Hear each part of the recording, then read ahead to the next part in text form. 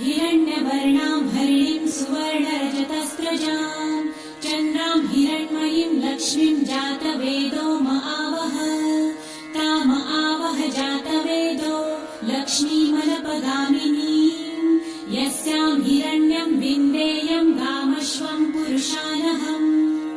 अश्वपूर्वां रथमध्यां हस्तिनादप्रबोधिनीं श्रियं देवीमुपह्वये श्रीर्मा देवी जुषताम् कासोऽस्मितां हिरण्यप्राकाराम् आर्द्रां ज्वलन्तीं तृप्तां तर्पयन्तीं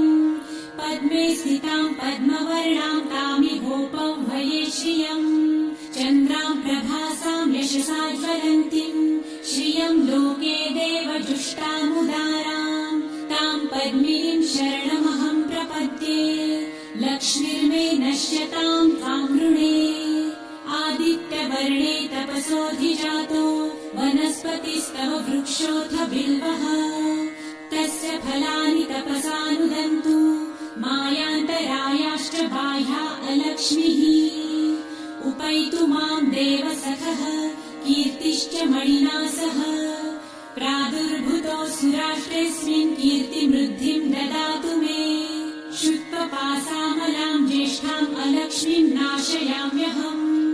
अभूतिं समृद्धिं च सर्वानिर्णुद मे गृहात् गन्धद्वारां दुराधर्षां नित्यपुष्टां करिषिणीम्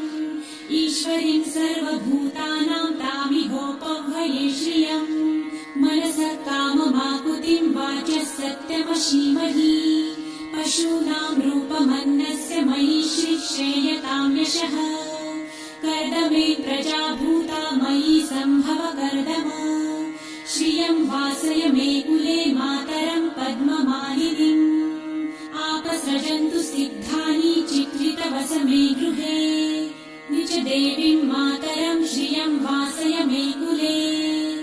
आर्द्रां पुष्करिणीं पुष्टिपिङ्गलां पद्ममालिनीं चन्द्रां हिरण्मयीं लक्ष्मीं जातवेदो महावः आर्द्रां यकरिणीं यष्टिं सुवर्णां हेममालिनीं सूर्यां हिरण्मयीं लक्ष्मी जातवेदो महावः ताम आवह जातवेदो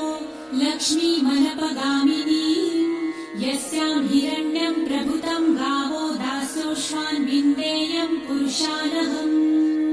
यः शुचिः प्रयतो भूत्वा जिहुयादाजमन्वहम् सूक्तं पञ्चदशर्च च श्रीकामः सततं जपेत् पद्मानने पद्म उरु पद्माक्षी पद्मसम्भवे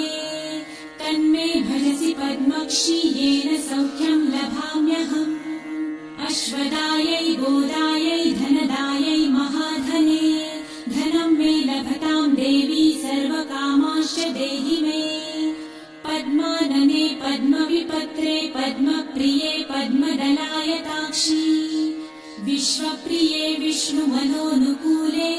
त्वत्पादपद्मं मयि सन्निधस्त्वम् पुत्रपौत्रं धनं धान्यं हस्ताश्वादिगवेरथम्